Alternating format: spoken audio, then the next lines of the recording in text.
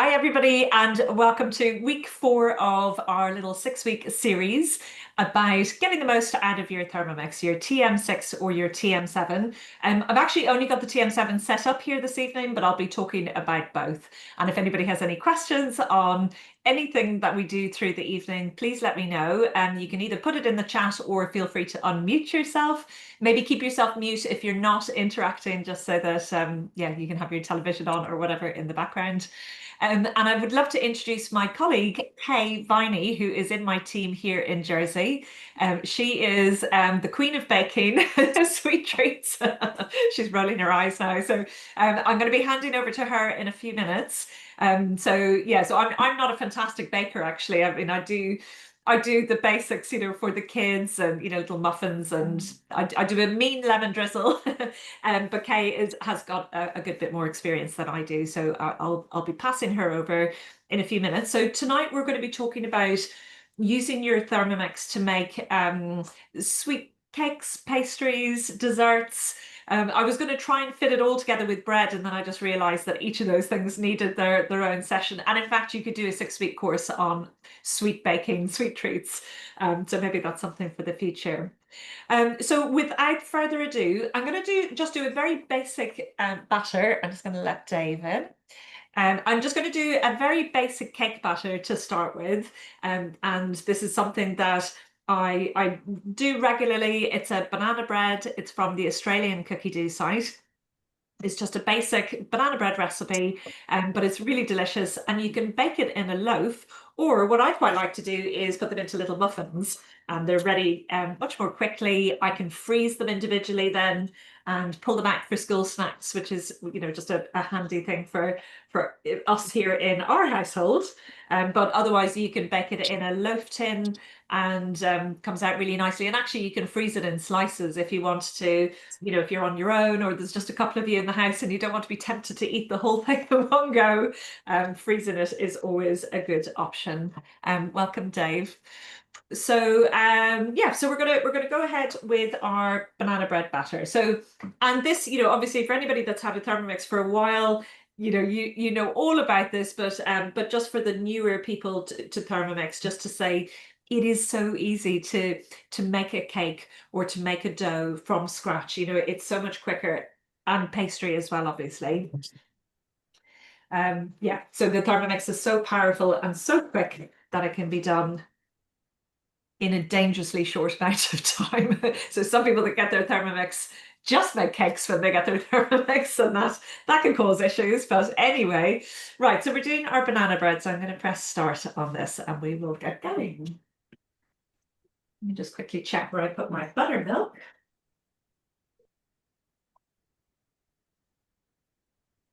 Oh, there it is. Apologies, I thought I had everything out. Okay, so I've got my oven preheating to 180 degrees. You could also use your air fryer as well. So for people that are in small kitchens and maybe don't have a full oven, the Thermomix actually goes really well with an air fryer because it's small, and you can do little batches of things. So you can definitely do cakes and muffins in your air fryer as well. You can also do this recipe steamed in your Verona. And if you're not sure about that, go back to week 2. I think I did the Verona masterclass. So we did some sticky date puddings in that one. So if you haven't seen that, go back and have a little look at that. The next part of this recipe is asking me to grease a loaf tin, but I'm actually going to be putting mine into some little muffin cases. So I'll skip past that. And then I'm just going to pop in all of my ingredients. So I'm just going to make sure that my weighing scales is at 0. So I'll just press that tar button to bring it back. And same thing on the TM6, your weighing scales comes up automatically when it wants you to weigh in a particular ingredient, which is really handy.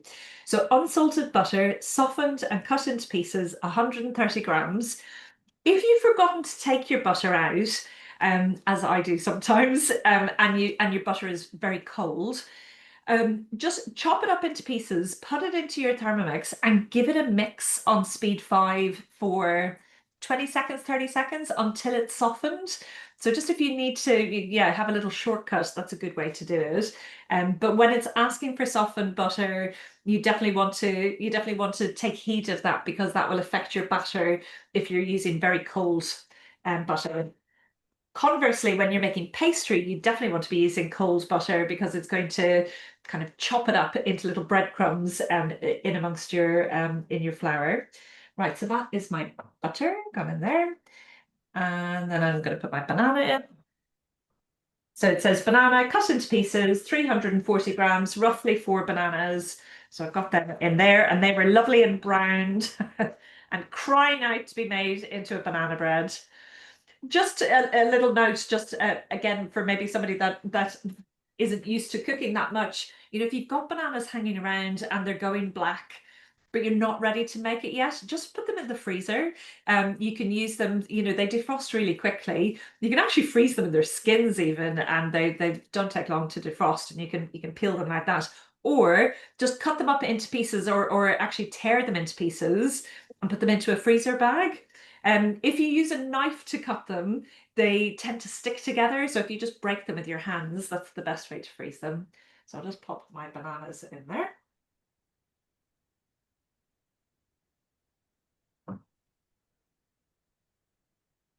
There we go.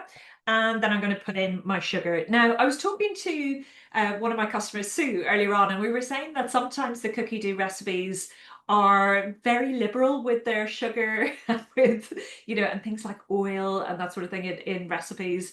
Feel free to adapt recipes within your comfort zone. So baking, you've got to be a little bit careful of in terms of your proportion of dry ingredients to your rising agent. But with something like sugar, you can adapt that. So it's asking for 140 grams. I'm going to put half that amount. And I'm gonna top it up with a little bit of erythritol, which is a kind of a sugar substitute, but it's got no calories and it's got a low glycemic index. So it'll add some sweetness, and actually, you know, you could leave it at half the amount of sugar actually, and it would still be nice. But I'm just going to add in another 30 grams of that. So yeah, if anybody wants some information on that, I can send it through erythritol, it's called. It's actually a sugar alcohol. So people can use that sometimes if they're diabetic or if they're doing a low carb kind of protocol. It's a good thing to use for sweet baking. Okay, I've got 2 eggs going in now. And again, when you're baking, you want to use eggs at room temperature. And that is really important for how well it's going to rise in the oven. And I think it was my mother-in-law, Anthea, that taught me about that actually. But I read a tip today that if you forgot to take your eggs out of the fridge, so if you're somebody that stores your eggs in your fridge, just pop them into some kind of room temperature, slightly warm water for a few minutes. And so you don't want to cook the eggs, but you can just bring them up to room temperature by putting them into some warm water. Okay, so that's my eggs gone in there. So now I've got 225 grams of plain flour going in. In that goes, which I weighed a few minutes ago. And then I've got my baking powder.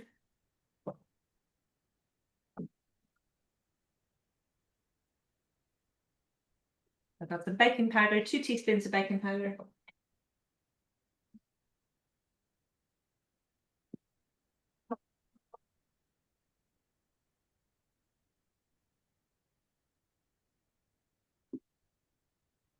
Sorry, just using some different spoons. Somehow my 1 teaspoon measure had gone missing on that other set.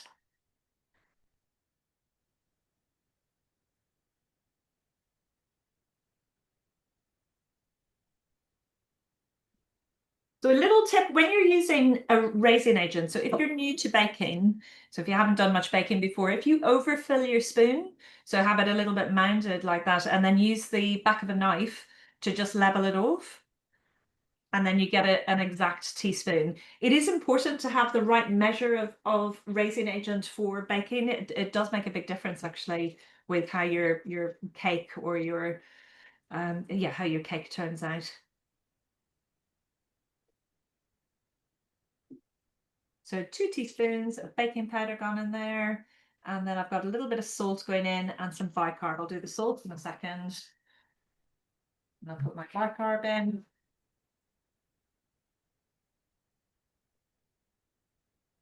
And I'll do the same with my bicarb as well. Now, some much more experienced bakers than me don't need to do this. They know by eye what they're doing. But again, I'm not a terribly experienced baker, so I tend to follow the rules exactly on that. Okay, so that's my bicarb gone in there, and I've got a little pinch of salt.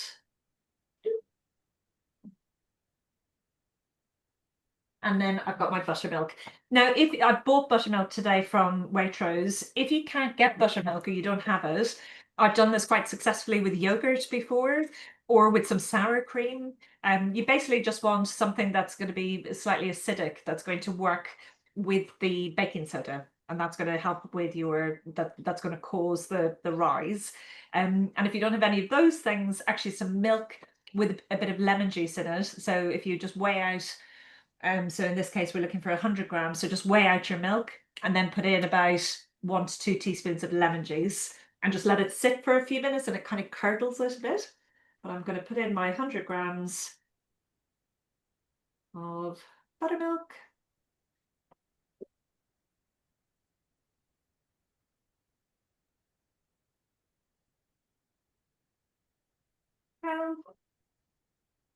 That's it. And then I've got some vanilla. Where did I put my vanilla? Hang on 1 second.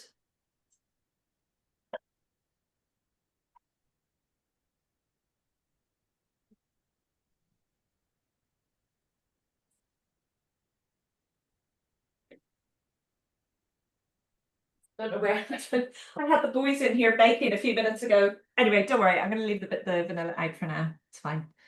I'm going to show you what they were making a few minutes ago. I've got it right in front of me. We've been having a little baking session. Okay, so that's it. So I've got all my ingredients in there, and I'm going to put my lid on. For anybody that has a TM7 or has just, I know there's a couple of people on here that have just received their TM7. This is called the digital twin here, and it knows that the lid is off and it's hopping up and down at the moment and asking me to put it on. Just make sure you line up your lid with the handle, because it gets locked in place with magnets once it goes over speed 2. Under speed 2, you can actually take the lid on and off. And obviously, if you've got a TM6 or a TM5, you can put the lid on anyway. Actually, the arms is going to lock it all into place. Okay, so 20 seconds at speed 5.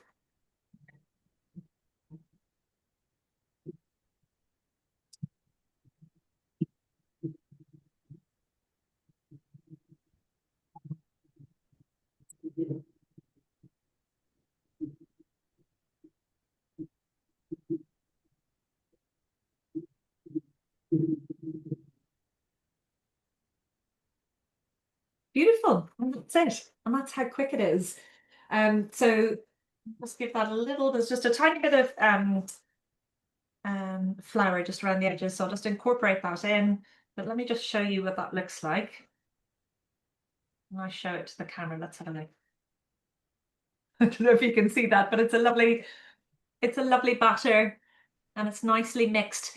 If you open it up and you find that there's lumps in it, don't be afraid to go back and just to give it another few seconds. You don't want to overmix it, because that's not great.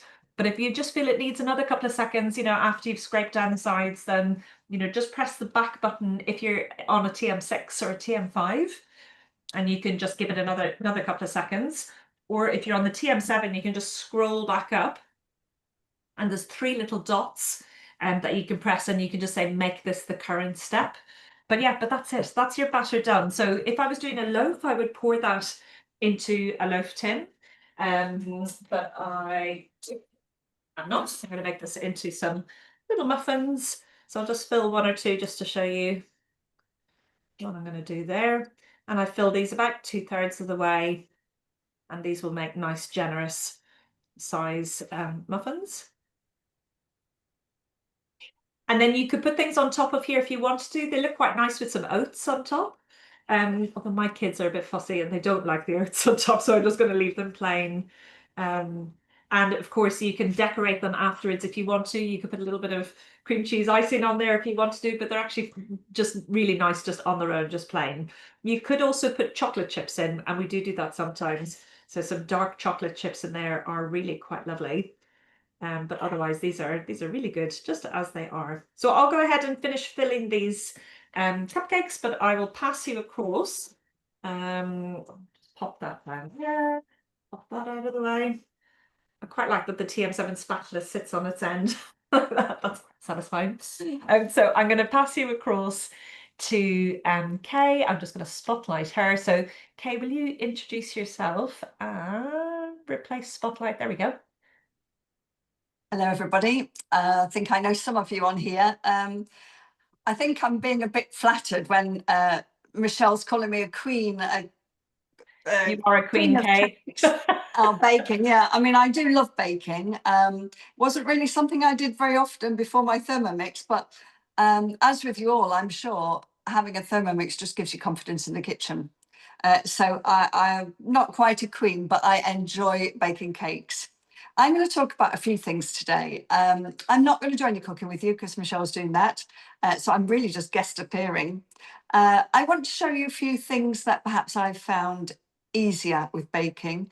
As I say, I didn't do a lot of baking before the Thermomix, but now I'm just willing to try anything. And I did send Michelle some pictures today and some recipes that I've made and pictures to go with them. That is something that I've made things right from the very start of getting it, and also quite recent. Some are really easy, some are a little bit difficult, but I never let difficulty put me off because I say you're guided, as you know, step by step. I think one of the first things I made, it's not a cake, but it was a biscuit. And one of the first things I made was bourbon biscuits. So what happens when you get your Thermomix, you start following so many different, I suppose, Instagram, Facebooks, and there's recipes, they come in and out.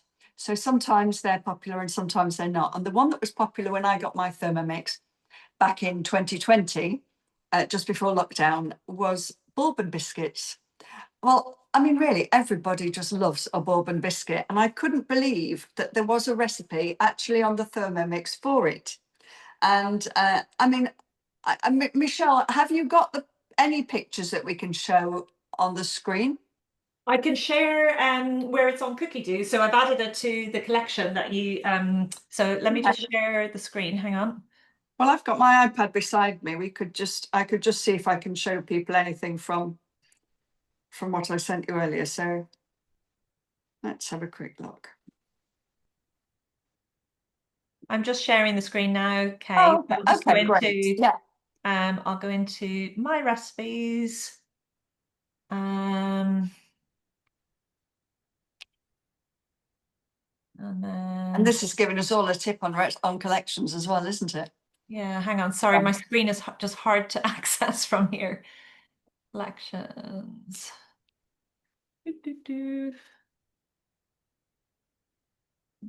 Hang on, they're the Thermomix collections, created recipes. My recipes.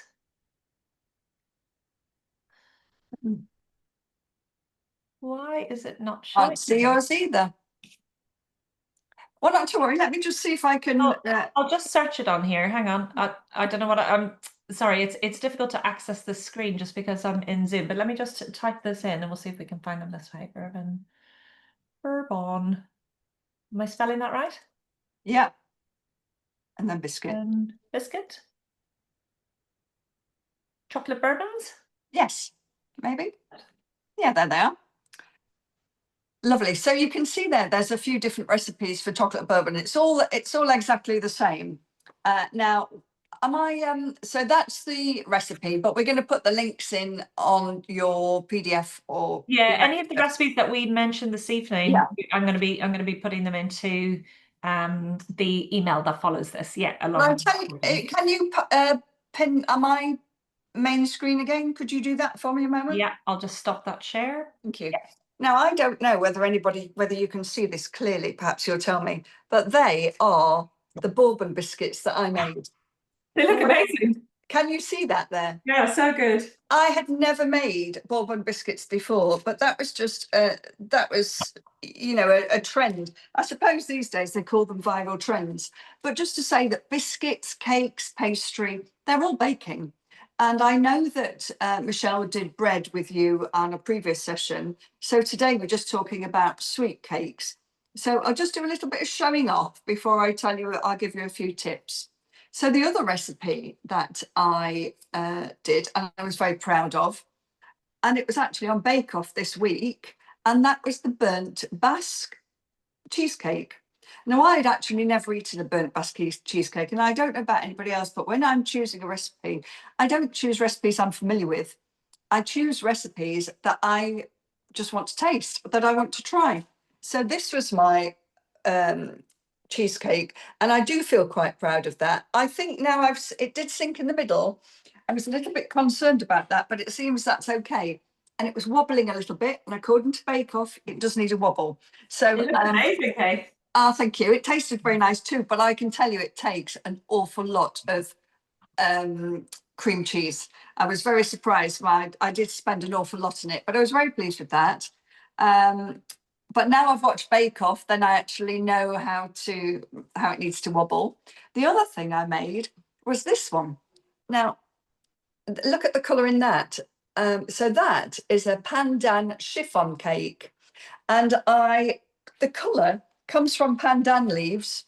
I hadn't seen it in real life, but I wanted to make a chiffon cake because the Instagrams that I follow, they use chiffon cakes and they make lots of cuddly little toy shapes and animal shapes, and it's very Japanese. It looks absolutely superb.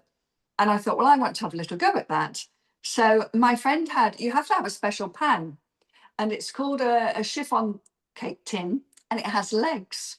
And with this cake, it all sounds completely alien to somebody that's ever made a cake before, because when it's cooked, you tip the cake pan upside down. So the cake mixture is cooked and then tipped upside down. And I think it was for about 4 hours.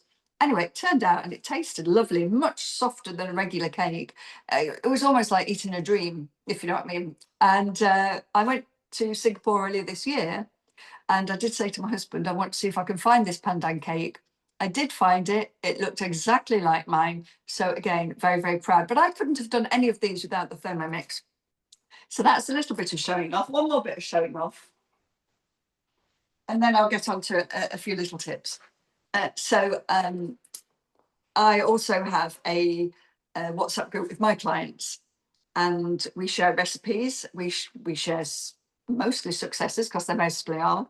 And one of my clients had made the Jamaican sticky gingerbread cake. And she said, you really have to make this. It's absolutely gorgeous. So I thought, yes, okay, I will. So I have. Now, I cooked it in quite a long tin. So it's small in height, because although I like making cakes, we don't tend to eat great many of them. So this gives me a smaller slice. I was very concerned because I've got a little bit used to using the sensor, and this recipe doesn't use the sensor. And so I wasn't entirely sure, because you never know whether your oven is actually the temperature that it says it is. I mean, because nothing's perfect, it does go off sometimes. So it tells you to put foil over the cake halfway through, so it doesn't burn.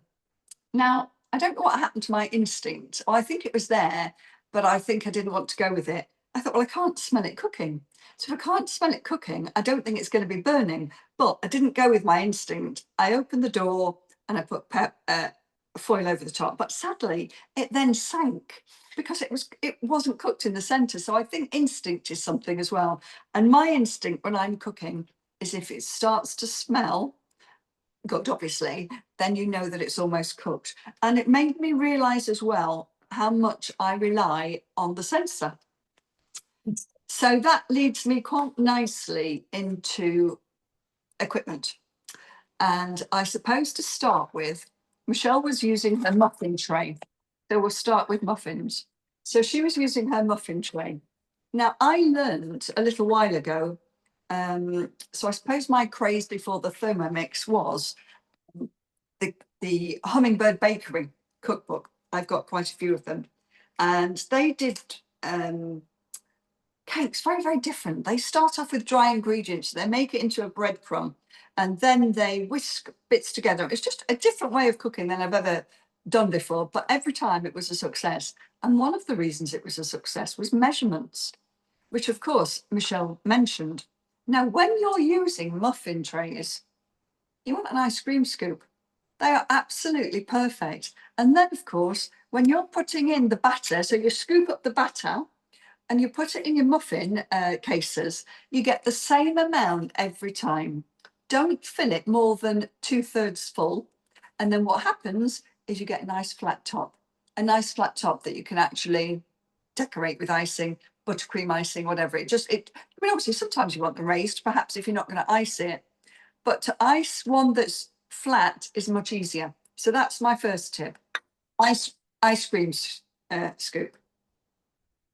My second tip would be measuring spoons. I thought that everybody had measuring spoons. Actually, everybody doesn't. And we know that the Thermomix is fantastic at weighing down to that 1 gram, which is wonderful. What it doesn't measure teaspoons, tablespoons, half teaspoons, etc. So if you haven't got a set of these, then I would suggest that you invest in some. They're not very expensive. You can get them at Anderson's. This is obviously for people in Jersey. Anderson's, Red Triangle, the older levers. You know, you can get them anywhere, Marks and Spencer's. But I mean, really, they are worth investing in because I would say that a teaspoon that you stir your tea with isn't always the same size. So that would be my other tip. So going back to the sensor, when you're cooking, and for those of you that have got a sensor, you'll know that you put the probe inside your cake. And this communicates with a cooking center on your Thermomix or your iPad phone, and it will tell you when it's got to temperature. Now, there's not many recipes that tell us what temperature something should be. But when you've got a sensor, you have a cooking app, and I'm just trying to find it again because I've lost it now on my screen. Let's just. This is great. When we do live shows, this just shows you. See, we're all just human. So hey, can I just ask you something? Yeah. The picture that you sent through of the Victoria sponge, which I've put on our group, and I'll share that in the newsletter afterwards. It's lovely and high. Have you got any suggestions for, you know, how did you get it that high and lovely? Was there anything, you know, obviously we've talked about temperature of the eggs, we've talked about, you know, pure skill. Pure skill. Pure skill. Fantastic. Yeah, nothing other than that. No, I actually increased the recipe. I wanted Did a you? large Okay. one. Yeah. So I did just slightly increase the recipe. I scaled it up. Yeah. They did look enormous. So you had. Yeah, it was far too big. It was far too big. It was fabulous, but I actually made it too big. Okay, it did make me feel slightly inferior because I was thinking my Victoria sponge never looks that big. I mean, don't get me wrong. Yeah, you happy. Keep feeling inferior. That's good. It's fine. It makes me feel much better. So I can't show you the cooking center for some reason. I've got it on my phone, but I'm talking to you through that. That's fine. So what I just want to tell people, for those people that have got a sensor, have it open. Go into your cooking center, which is on your phone. Tap on the setting, so you'll have a circle. Tap in the middle, and then it will give you a list. So, of course, I'm not using sensor with regard. I'm not talking now about using a particular recipe using the sensor. I'm talking about using this independently. So, if somebody doesn't have the sensor, they won't necessarily have downloaded that, will they? No, that's right. This is only for people with sensors, and it's only very, very quick, but it's just something that I've learned since having it. And it actually, I find it a huge advantage. And in it, you tap the center, and then it will say you want to do manual sensor, whatever. And it gives you a list. It gives you a list of a roast, a cake, bread, loads of different items that you can actually use a thermometer for. And what I do is I click on, depending on what I'm cooking, I click on it. If it's a cake, if it's a fruit cake, I'll click on that. And what it will tell me what inside temperature that cake has to be cooked. Now, to me, that's invaluable because nobody's ever told me that before. It's never in any recipe. And I think that's great. What I always use as well is this. Now, for those that don't have a sensor, you could have probably a temperature probe. And so now I use my knowledge from the Thermomix along with this and know what temperature, inside temperature, my food should be. But moving on, if you haven't got one of these or you haven't got one of these and you, or maybe you have got some kind of temperature, I now search Google and say, what should the temperature inside my cake be? What should the temperature inside my such and such be? And I can't believe that the information's there. But if you don't know to ask for it, you don't ask. Amazing. So they're just tips for temperatures and cooking. Another quick tip, and I think, I mean, I've had this for so many years, and I think it was from Lakeland. So this is a liner, a silicon liner, and it's fantastic. And it's an unusual shape, but of course it's got some slits in it. This is actually for baking bread or cakes or in loaf tins. I've got them of various sizes, but the one today, it's quite high. So it just fits. No more getting baking paper and having to get a new piece every time. This is just reusable and it washes beautifully. So I just take it out and you can see that there's, splits in it already, and it's just ready done. So I don't need grease, I don't need baking paper. I've got my silicone parchment, sheet, I don't really know what you call it, but liner, silicone liner. Perfect every time. And that is Lakeland. So I suggest that if you do a lot of baking, be it bread, be it cakes, see what liners they've got, because those silicone liners are superb and you don't need to grease with it.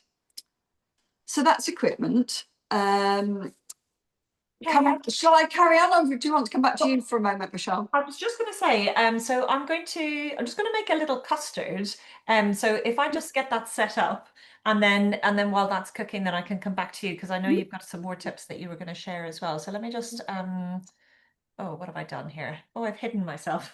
Hang I on. can see, we can see you. Oh, can you? Have I spotlighted myself? Hang on.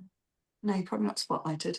Somehow I've managed to make myself disappear. Spotlight for everyone. There we go. Okay, is that good? Can you see me okay? Me and technology. Oh dear. So I was just going to get this one started just so that and it can be cooking. Then we can go back to Kaye for a little bit more. I'm learning so much, Kaye. Thank you. So I wanted to talk to you about custard because I did a little bit of work a while ago with the guys from Pink Panda here in Jersey. So if you're in Jersey, you've probably heard of them, a really lovely little catering company. They had their own restaurant for a while, but now they're mainly doing events. And Justin, who's the head chef, is a very, very experienced chef. He used to, in fact, he was an ambassador. Hang on, let me let that in. Oh, there's Nicole coming in. He was an ambassador for Thermomix when he was in London, and he was the head chef for breakfast. I don't know, whatever, he was a chef de partie, maybe for breakfast in the Ivy. And he used the Thermomix. He had a bank of Thermomixes that were just doing hollandaise. But the other thing that he said that he loved the Thermomix for was custard. So, and he said he just uses the cookie dough recipe because it's perfect and it always comes out right. So yeah, I did a demonstration in their commercial kitchen here in St. Peter a while ago, and we did all sorts of lovely things. But he came along and did the custard, and we had some crumble, and it was rather fabulous. So I'm gonna just show you how easy that is. Again, if you had a Thermomix for a while, you've probably done this, but just to bear in mind that the reason that custard is so good in a Thermomix is because your temperature is controlled perfectly, and it's mixing at an even rate throughout. It uses the thicken mode, which you can obviously use manually as well, but you'll see it come up when you're following a recipe.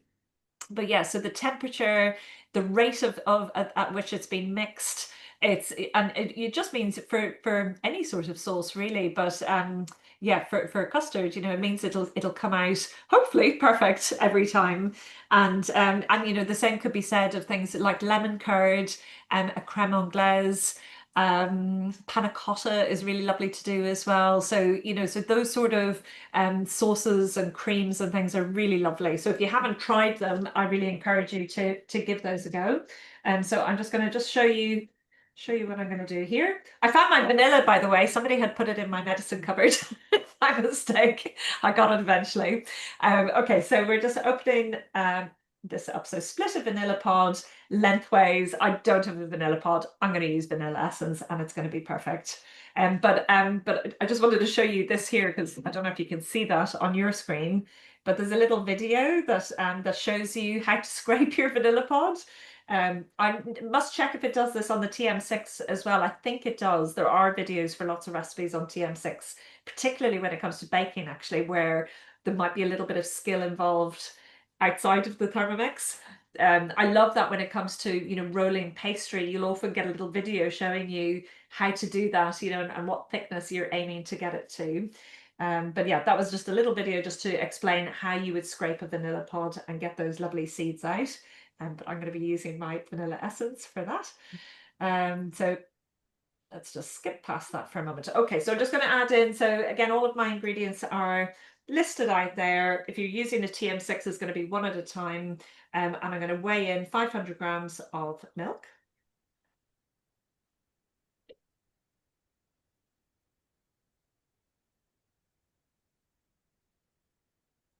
$4.99. I did weigh this a second ago and it was exactly 500. I've been cheated out of a gram. Okay, never mind. I'll tick that off. And then it says either 2 egg yolks or 1 whole egg. And I'm just going to use 1 whole egg in this instance. And then we're going to put in, so it's asking for 50 grams of sugar. I talked about that erythritol a few minutes ago, and I'm actually going to use that for this. I'm not going to put any sugar in it. I'm just going to use a little bit of erythritol. My weighing scales is up.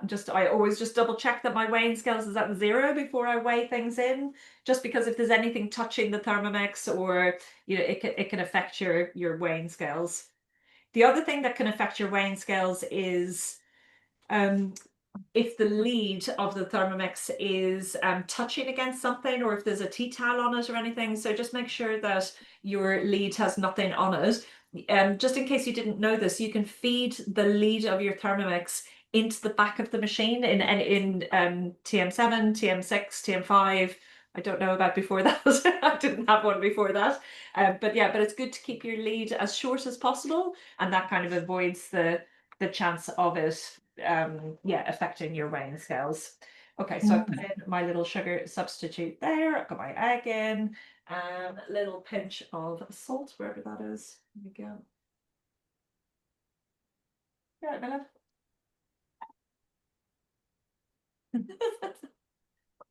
So my boys have been making some little biscuits, which I'm going to show you in a moment. Okay, so put it in my salt, and then I've got some corn flour going in as a thickener. Now you can make a baked custard without corn flour, or you can actually steam that in your baroma as well, and that comes out quite nicely. Are you got it?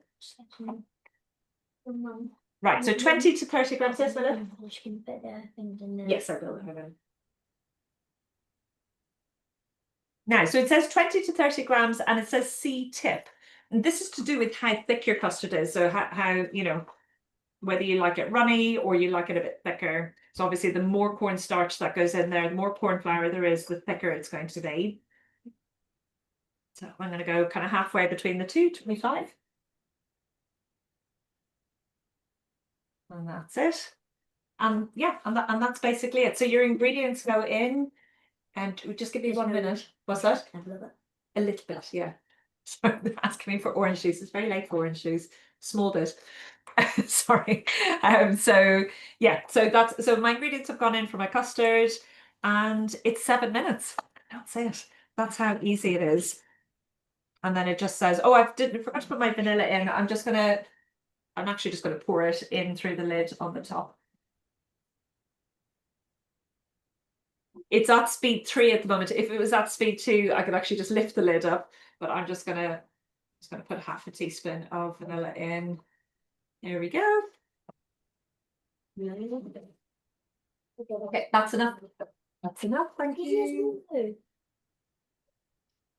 Right, that's it. So yeah, so that's my vanilla gone in there. That's my custard cooking. So 7 minutes, and we should have some perfect custard, hopefully. which I'll show you in a few minutes. So, Kaye, I'm going to pass back to you with whatever next tips you've got for us.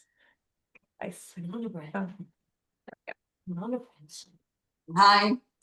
Back to me then, and whether they're tips or whether they're just telling you what you already know, I don't know, but we all just love our Thermomix and want to get as much out of it. So these are just things that I've learned along the way, and some of you will be more experienced at making cakes probably than myself, and probably have your own tips, so you should put those in the chat. What I was going to say was, when I was looking today for recipes for Michelle to put into your information sheet after this, I did come across a recipe that I've used, and it had everything was in ounces. Now, that's old money, isn't it? And I was brought up on imperial and pounds and ounces, but now, I mean, I wouldn't be able to use it now. All the American recipes are. They are. Ounces, yeah. That's right. And of course, if you've got your Thermomix set up for English and then no country, then if you're choosing an American one, and possibly I think sometimes Australian, it comes in imperial, and you can go into panic mode because all of a sudden you've chosen a recipe and it will show grams and ounces and pounds, and you think, oh my goodness, what am I doing? But actually it's only temporary. It's only temporary. What I would say is, when you need to get your ingredients, obviously when you're going to Waitrose or others are available, you need to work out. I have a little conversion chart, so I know exactly how much I need. So I do try, when I'm choosing a recipe, I try and choose one that has ounces and grams, because that's what everything at the shops are in now. But it isn't the worst case scenario if you don't. So that was just one thing, the fact that we're using recipes from all over the world, English. But you can use recipes in a different language. And I'm going to mention that C word because I love Christmas. And already I am doing planning for Christmas. And there is nothing that gives me greater pleasure. Last year, German, of course. The German, it's a German product, a German machine. They love Christmas as well. They have great recipes. I think German food tastes of Christmas. I absolutely do. There is a new collection out called Festive. Can you remember it, Michelle? It's Festive something of Festive Flavour. So Thermomix are also getting their Christmas head on as well, which is great. Pleases me no end. But last year I did some little biscuits, some German biscuits. I actually have a book that I start reading at the beginning of December, and it takes you through each day and what the Germans do each day. Each day has a different, they make something different or they do something different. It's just Christmas tradition. And there was this biscuit called the Pfeffernuss. Now, I do speak a little bit of German to know, I'm sure you all do, to know that Pfeffer is pepper, but I don't speak enough German to be able to read their recipes in German. There is actually an English version, but I just wanted to talk to you about, if there's a recipe that you really, really like, and it's French because they have so many different recipes, or it's German, you can actually work with that. So I'm going to take you over to my Thermomix, and I'm going to show you what the method that I use when you'll have to be careful with my technology for a minute. I'm just going to show you the method that I use if I want to use a foreign language recipe. I'm going to try and move my phone for a second, so hopefully I won't lose you, because I'm going to try and put you in a different... What are you showing us, Kaye? I'm going to show you how to translate a recipe. Very, very simple. Sounds difficult, but it's not. I've just got from German Cookie Dough, is it? Yeah. Okay, right. Thank you. So I'm just trying to put my phone. Talk amongst yourself, Michelle, while I just sort my phone out. Yeah. Well, just while Kaye's getting set up with that, I'll just take that off for a second. While Kaye's getting set up, just to say, some of the other things that you can do with your Thermomix, which is quite clever. You can temper chocolate And again, chefs love this because you can because you can control the temperature so precisely. Tempering chocolate is usually about 50 degrees, and you can temper chocolate really easily. You can also do sugar work. So for anybody that's done that before manually, you'll know it's a bit fiddly, and you've got to have thermometers and all sorts of things to get your sugar to the right temperature. So you can do that in your Thermomix. So you can do things like, honeycomb is a really fun thing to make in your Thermomix. And particularly if you don't have to have kids around, but it is like magic, when you add in that the bicarbonate into your honey and water and sugar mixture, it just, it fluffs up and is just fabulous. Last Christmas, I made a number of batches of it and dipped it into chocolate. And I wrapped it. You just have to make sure that it's airtight afterwards. So wrapping it up in some cellophane or into a little box, and with a ribbon. And yeah, I gave them as homemade crunchy bars, and they went down really well. So yeah, lots of really fun, sweet things that you can make with your Thermomix. And yeah, I think it's always I love finding out as well what restaurants are using their Thermomix for, and you'll often find one with the pastry chef. So I know, for example, there's one of the restaurants here. What's the one overlooking the harbour in Quayside, Victoria? What's that? Quayside, Quayside. Quayside, yeah. So they do almost all of their desserts in there. So their custards, panna cottas, crème anglaise, their chocolate things. And I was talking to the owner, he was complaining about not having enough chefs. I was like, you just need more Thermomixes in your It's kitchen. not, yeah, he's not the owner anymore. Oh, of course, he's moved on now, hasn't Yeah. he? But yeah, so have a little explore and a play, and if there's recipes that you've been too nervous or you didn't think you could attempt before, have a look for it and have a look through the instructions, and it will tell you if it's easy or intermediate or advanced. So if you're brand new to cooking and to baking, maybe start with the easier ones. But you might surprise yourself at some of the things that you think are complicated that are called easy on Thermomix. Well, So it's very step by step, isn't it? yeah, Yeah. absolutely. And as Yeah. long as you follow those steps and you do what you're told to do, particularly for baking, you don't want to mess around too much, other than, yeah, as I said, you can play around with the sugar a bit, but everything else you need to stick to. Right, pass it back to you, Kay. Okay, lovely. So can you see my screen okay? Yeah.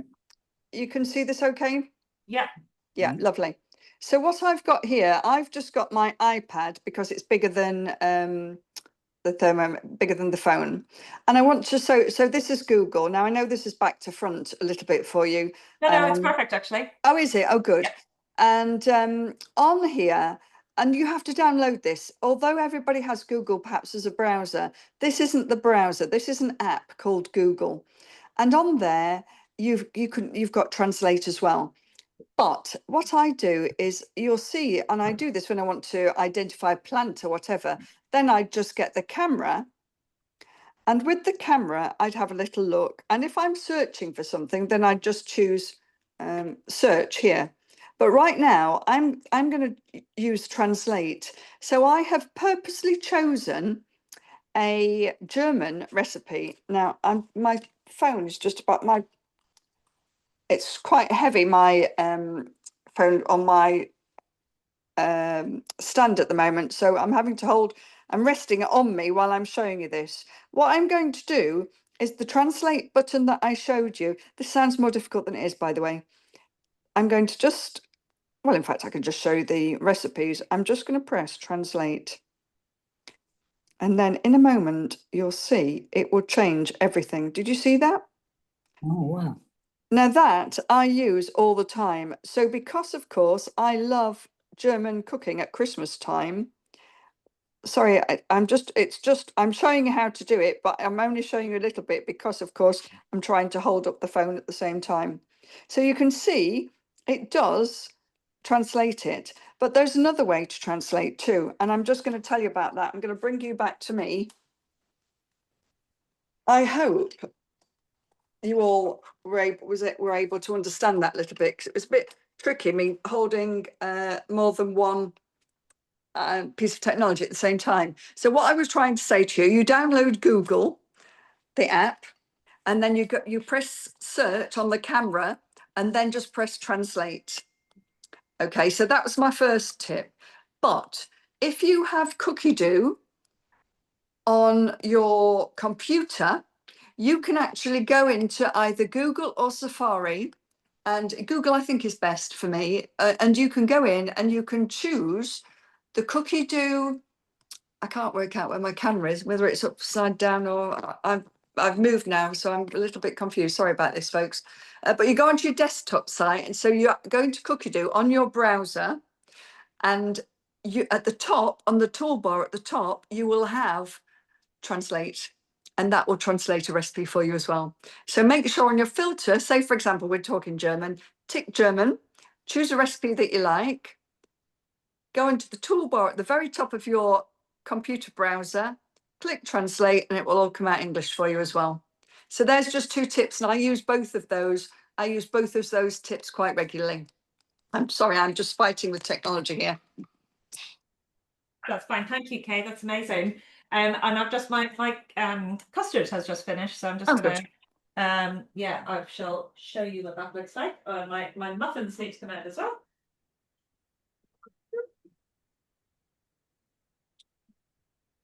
Yes. Beautiful. Let me just unpin you. Hang on. Remove spotlight. Here we go.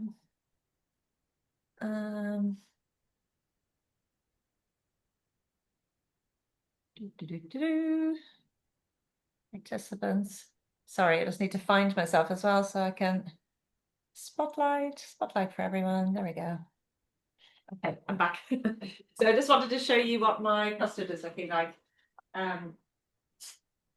So I did the full recipe for that, and then I'm just going to just show you that is the consistency of that. And so I've just put some into some little glasses here, and then what I've done is I've just added in some raw cacao, some the chocolate powder, and I just pressed the back button, and I just did the last kind of step of that again, just to mix that through. Beautiful. And then, so what I'll do is I'm just going to cool this down a little bit, and then I'm going to pour the chocolate in on top, and I'll just show you what that looks like. I'll just put a spoon in. So I'll just pour some in here so you can see. Oh, I love custard. A mug of custard, fabulous. Oh, chocolate custard. Oh. So actually, so what I'm gonna, there's actually a recipe for this where for layered custard, but I've just, yeah, I've kind of cheated a little bit with this, but yeah, I'm just going to cool down the vanilla one, and then I'll add the chocolate one in on top, and then I'll just have a lovely layered custard dessert for the kids, and they'll be very impressed with that. So yeah, so that's my little custard dessert. And my muffins are out. I'm just cooling them over there now at the moment.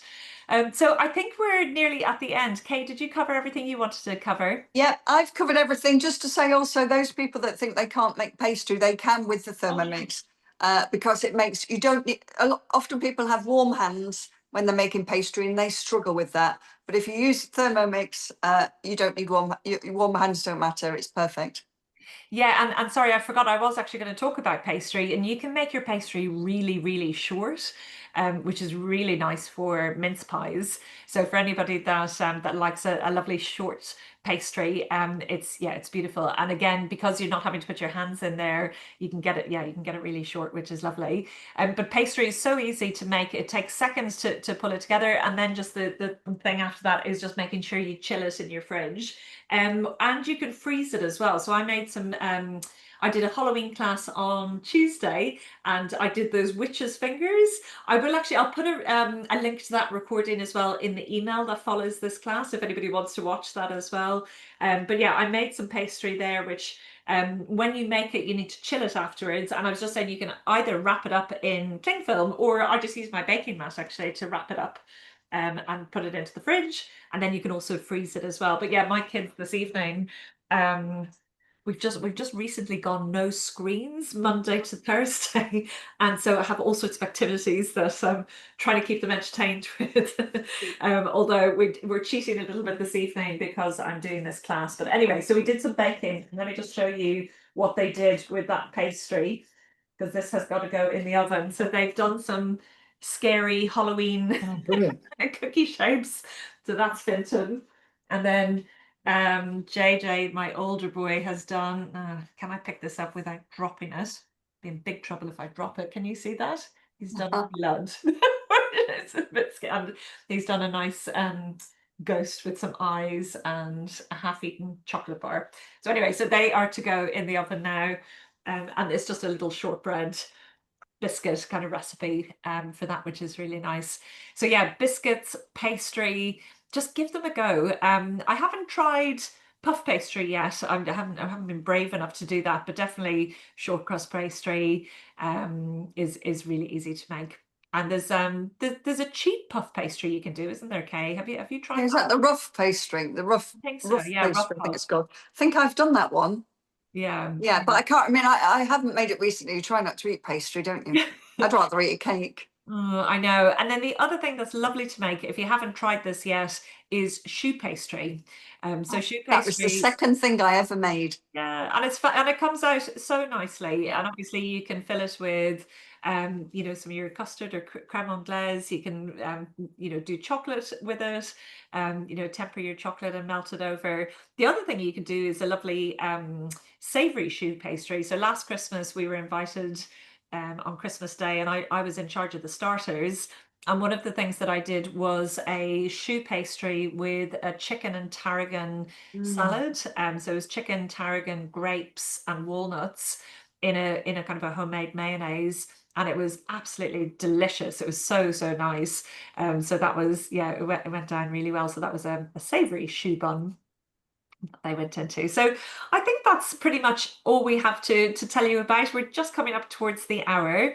So just a couple of things. If anybody is in Jersey, we've got 2 Christmas classes coming up. We've got a Discover Thermomix TM7 class. If anybody wants to come and have a look at the TM7 in person in the Windmill in St Mary's and beside Catherine Best. That's going to be on Tuesday, the 5th of November. And we're going to have a more technical cooking class, a more technical Christmas cooking class. I think it's the 9th of December. I'm going to be putting those links out there, so just keep an eye out for those. Those classes always sell out really quickly, so if you're interested, jump on as quickly as you can because they do sell out. So that was that. And then the other thing I was going to say is that next week is the last week that you can earn a TM7 for free with 4 sales. So our earning program where you can join the team and be a part of the Thermomix family. Our standard earning program is that you've got 120 days and you can make 6 sales to get it for free, or you can get a big discount. But we're just coming towards the end of a kind of a special promotion where you could do it with 4. If anybody's interested in that, you need to message me tonight because contracts are due tomorrow for that. But yeah, but if you're interested in having a TM7 and you'd like to get a big discount or even for free, then that's certainly something to think about. And definitely our Thermomix customers make the best advisors because you already know and love Thermomix. So that's it in terms of announcements. Kay, is there anything I've missed out or anything else I need to say? No, all I was going to say was obviously we're going to put recipes out there. Shall I do some little instructions for people to know how to do the translate? Because it sounds more difficult than it is. Yeah, please. Yeah. Kay, if you can send me any of the notes, and what I do every week is I send a little follow-up with a PDF and a list of the recipes that we've spoken about, and you know any of the tips that we've discussed as well. So I'll be putting all of those in as well as a copy of the recording. So thank you. So I'm going to stop the recording now. So thank you everybody, but I'm going to keep the video on for another few minutes in case anybody wants to unmute and ask us anything. So let's just pause that recording. Bye bye.